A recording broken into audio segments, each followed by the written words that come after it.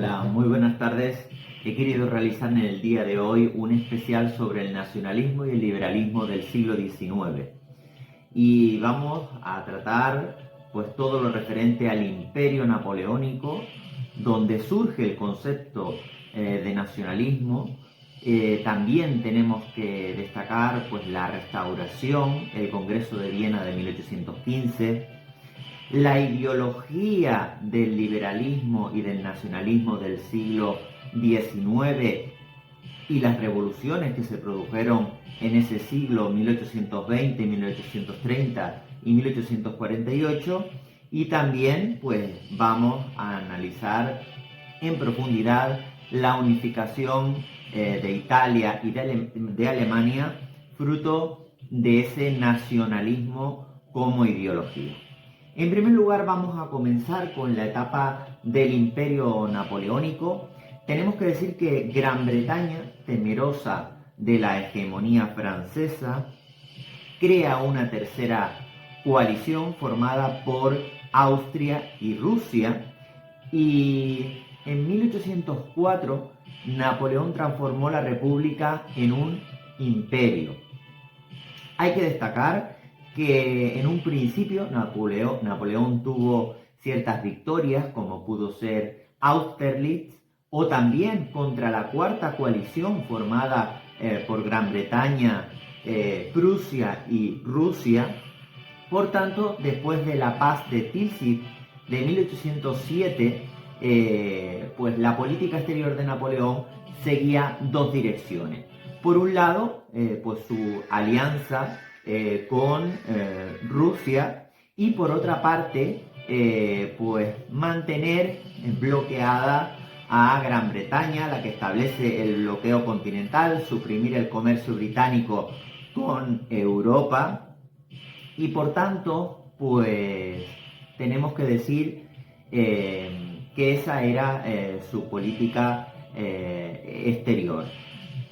Tenemos que decir que Portugal, que estaba aliado con Gran Bretaña, rechazó el bloqueo continental, el suprimir el comercio británico con Europa, que había establecido, como decimos, Napoleón a Gran Bretaña, y por eso Napoleón decide invadir Portugal pasando primero por la península ibérica, lo que acaba desembocando lógicamente en la Guerra de Independencia Española de 1808, que ya hemos analizado en otro de los vídeos que tenemos en nuestro canal YouTube dedicado a la geografía y a la historia. Por tanto, tenemos que decir que pues Napoleón es derrotado en la Guerra de Independencia Española en 1813. También resultó derrotado en Leipzig contra la sexta coalición formada por Gran Bretaña, Austria, Prusia y Rusia. Por tanto, la situación a Napoleón se le fue complicando. También, sobre todo, se le complicó antes de ser derrotado en estas batallas que acabamos de comentar, pues cuando en 1812, previo a lo que acabamos de nombrar, pues Napoleón sufre la traición rusa, que comienza a comercializar con Gran Bretaña. Por eso Napoleón también intenta invadir Rusia, pero resultó derrotado en 1812. Por tanto, después vendrían, como decimos, esas otras derrotas que obtuvo tanto en España como en Leipzig contra la sexta coalición, y en 1815 fue derrotado en Waterloo y deportado a la isla de Santa Elena. Con lo cual finaliza la etapa de su imperio, y con la Restauración los monarcas del antiguo régimen actuaron como si la Revolución Francesa no se hubiese producido. En realidad, el Congreso de Viena de 1815 pretendía crear un nuevo mapa europeo que garantizara el orden social y la paz duradera, que redujera el número de estados y que evitara el expansionismo francés. Esos eran los principales objetivos. Austria, Prusia y Rusia ganaron territorios de forma equilibrada. Se favoreció los estados tapón, que es un país situado entre dos potencias para evitar que se enfrenten. También, pues lógicamente, como estábamos diciendo, pues Francia volvió o regresó a las fronteras que tenía antes de la revolución, y también se creó el sistema de congresos para resolver los problemas de forma pacífica, evitando la confrontación militar. Para reforzar el absolutismo y la vuelta a la monarquía absoluta, pues lo que se crea son la Santa Alianza y la Cuádruple Alianza, que tenían como finalidad pues el reforzar la monarquía absoluta. Bien, pero tras la vuelta del absolutismo, nuevas revoluciones se produjeron durante el siglo XIX. La base ideológica, liberalismo y nacionalismo. El liberalismo del siglo XIX mantenía las raíces del liberalismo del XVIII. Vamos a partir de esos conceptos que extrajeron los pensadores ilustrados, Montesquieu, Voltaire y Rousseau, del pensamiento liberal británico, como el de soberanía nacional, división de poderes. En el caso de la separación de poderes de Montesquieu, en el espíritu de las leyes de 1748, y en el caso de la soberanía nacional de Rousseau en 1762. Pues en principio también tenemos que decir que, pues lógicamente, otras ideas, como pueden ser, por ejemplo, las de Locke, libertad, igualdad, propiedad, que extrajeron del pensamiento liberal británico. Y también pues tenemos que hacer especial mención, sobre todo, pues también no solo al liberalismo político, sino también al económico, a que cualquier persona que tuviera medios y pudiese montar su propio negocio podía hacerlo. Esto también, pues lógicamente favoreció la revolución industrial, ¿no? Porque favorece la propiedad privada y el capitalismo, cuya base se rige en el liberalismo económico, donde se fomenta el espíritu emprendedor, esa burguesía emprendedora que empieza a crear sus propios negocios, y de tal manera que pues se acepta la propiedad privada y se rige el liberalismo económico en la ley de la oferta y la demanda. También el librecambismo, la libre circulación de mercancías entre estados. Esto en lo que se refiere al liberalismo económico. Pero si retomamos otra vez el liberalismo político y lo traemos pues a lo que fue pues realmente, ¿no?, la creación de esa primera Constitución francesa de 1791, en la que pues hay que recordar, ¿no?, pues esos decretos de abolición de los derechos feudales, se suprimió el pago del diezmo en Francia, la jurisdicción de los privilegiados, el acceso de cualquier persona a cualquier cargo, aparte de la Declaración de Derechos del Hombre y el Ciudadano, en la que se reconocen los principios de libertad, igualdad y propiedad. Por tanto, todos estos principios, lógicamente, pues aplicados al caso francés, pues se continuaban defendiendo en el siglo XIX, en el siglo siguiente. Hay que decir también pues, que las características principales de la Constitución francesa de 1791 era una constitución que reconocía el sistema de monarquía parlamentaria, en la que se reconocía la soberanía nacional, la división de poderes. El poder legislativo lo tenía una asamblea nacional, el poder ejecutivo lo tenía el rey más el presidente, y el poder judicial los tribunales de justicia, y se establece en Francia un sistema de sufragio censitario. Todo esto en cuanto a la base ideológica del liberalismo político y económico, pero también tenemos que hablar del nacionalismo, que surge durante el Imperio Napoleónico fruto del sentimiento de pertenencia a la nación. Hay que decir que el nacionalismo, realmente el Congreso de Viena de 1815 había ignorado la cultura y también es una base ideológica de las revoluciones. Vamos a comenzar hablando de la de 1820, que se produjo en España. Nos ponemos en situación. Fernando VII estaba gobernando con una monarquía absoluta desde 1814 hasta 1820, pero el comandante Riego dio un pronunciamiento y obligó al rey a jurar la Constitución de 1812. Por tanto, hay un periodo de 3 años, 1820-1823, en la que España era una monarquía parlamentaria, una monarquía constitucional, con las características, obviamente, de esa constitución que ya hemos analizado en vídeos anteriores. También es importante destacar que en 1820 la Santa Alianza envía los 100.000 hijos de San Luis y por tanto se restaura nuevamente en España el absolutismo, pero hubo un periodo liberal de 3 años. Por tanto, esto en cuanto a la revolución de 1820, pero en 1830 hubo otra revolución, su centro fue Francia, aunque también se produjo en Bélgica.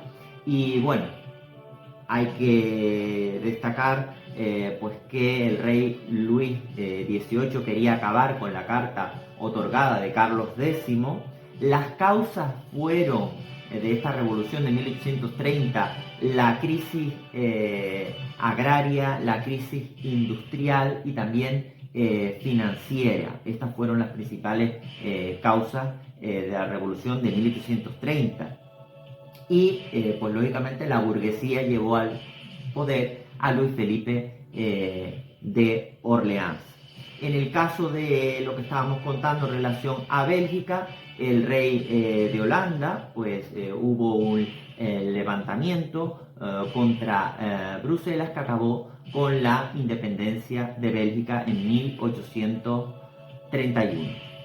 Bien, pues ahora toca hablar de la revolución de 1848, que tuvo pues como causa el movimiento obrero, porque además el nacionalismo y el liberalismo fueron revoluciones con una componente obrera. Por tanto, el movimiento obrero tenemos que apuntarlo como una de las causas, la ruptura de la alianza entre Gran Bretaña y Francia, y por otra parte también pues no podemos olvidarnos de la crisis agraria, industrial y financiera.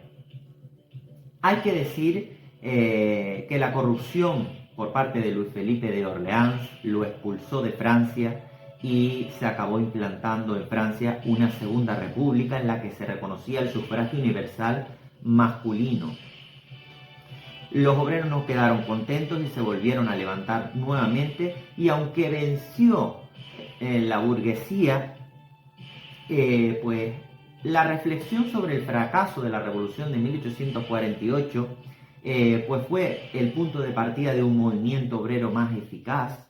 Se reconoció también el sufragio universal masculino. Por tanto, se considera que fue un fracaso relativo, además de ser el punto de partida de la unificación de Italia y de Alemania.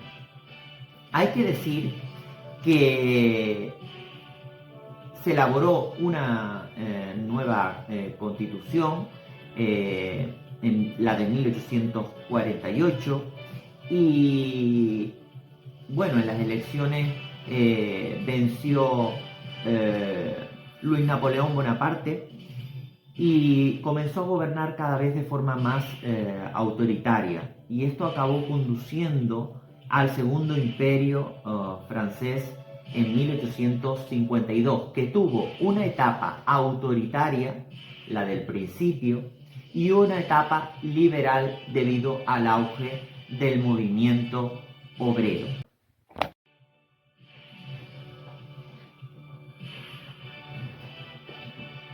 Por tanto, con la Constitución de 1875 se implanta esa tercera república en Francia, que reconocía el poder legislativo que estaba en manos de la Asamblea y el Senado, y el poder ejecutivo que estaba en manos del presidente, y se establece un sistema de sufragio universal masculino. Bien, pues a continuación vamos a seguir hablando de las ideologías del nacionalismo. Bien, por una parte vamos a mostrarles pues las presentaciones de todo lo que les acabamos de comentar.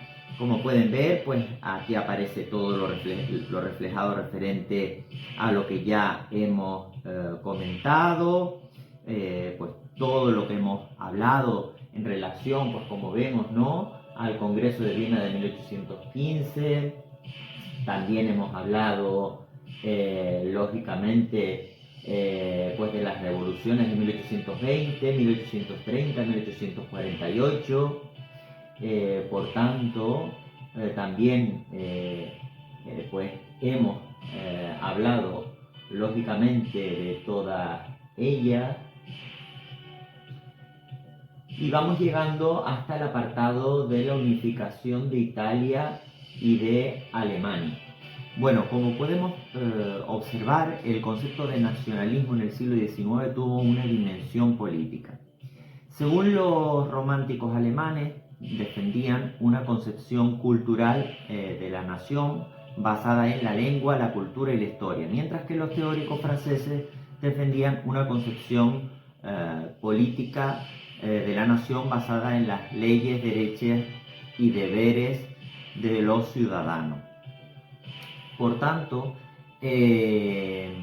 esta ideología dio por un lado lugar a políticas nacionalizadoras de los estados del siglo XIX, que crearon himnos, banderas, competiciones deportivas que fomentaban la cohesión entre sus habitantes y el amor por el país, pero ese patriotismo iba unido a odio hacia otros países. Por tanto, ese odio también hace referencia al nacionalismo. Y por otra parte, pues los movimientos nacionalistas, tanto los de separación o disgregación como los de unificación. En este caso, pues los de unificación que vamos a ver ahora son los casos de Italia y Alemania. Como podemos ver,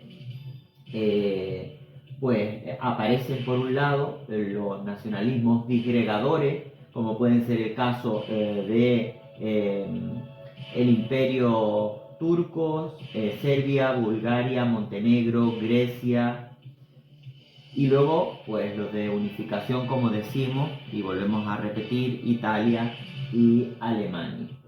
En el caso de Italia, pues el movimiento se inició en el reino de Piamonte.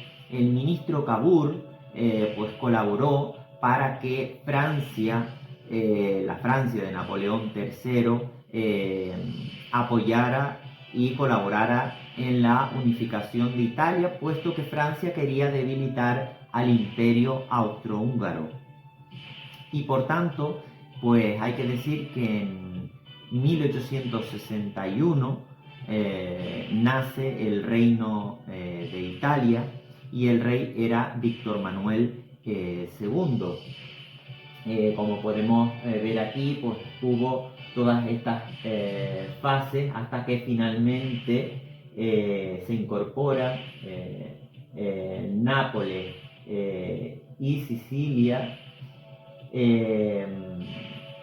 por tanto formando el Reino de Italia, como decimos, en 1861. Posteriormente, en 1866, se incorporaría Venecia y luego en 1870 los estados pontificios. Bueno, pues en el caso de la unificación de Italia, hay que decir que fue por vía militar y que la lengua común forjó el sentimiento de unidad entre los italianos. Y en el caso de Alemania, pues tenemos que decir que pues se había producido pues una guerra entre Prusia y Austria, en la que en 1866 Prusia venció a Austria y se creó pues la Confederación de Alemania del Norte. Hubo una batalla que fue la batalla de Sadauer y pues lógicamente resultó vencedora Prusia. Y luego en 1870 Prusia, o el Imperio Alemán, el segundo Reich, que es en lo que se acabará convirtiendo en 1871, pues una vez que se enfrentó a Francia, pues Francia es derrotada en la batalla de Sedan y por tanto pues los estados del sur se unieron a la Confederación de Alemania del Norte y por eso en 1871, como comentábamos, nacía el segundo Reich, el segundo imperio alemán. Luego tenemos que hablar también que en 1874 pues se creó la alianza, esas alianzas bismarckianas de los tres emperadores, Austria-Hungría, Alemania y Rusia, que luego dio paso a la formación de la Triple Alianza y a un pacto de reaseguro con Rusia, hasta que finalmente pues ese aislamiento que pretendía Alemania con Francia, puesto que Alemania en 1870 tras esa guerra le había arrebatado Francia Alsacia y Lorena, y por tanto el objetivo de Bismarck, ministro del rey Guillermo I, pues lo que pretendía era pues lógicamente mantener aislada a Francia, pero ese aislamiento se pone fin desde el momento en que Rusia llega a firmar un tratado con Francia y por tanto se finaliza ya con ese acuerdo el aislamiento francés. Rusia sale de ese sistema de alianza que tenía con Alemania, ese sistema de alianza bismarckiano, que se queda formando parte de la Triple Alianza, formada por el Imperio Alemán, Austria-Hungría e Italia, mientras que Rusia pues forma parte de la Triple Entente en 1907 junto con Gran Bretaña y Francia. Y lógicamente pues ya tenemos otro vídeo subido también en el canal YouTube sobre la Primera Guerra Mundial, en la que pues comentamos estos aspectos.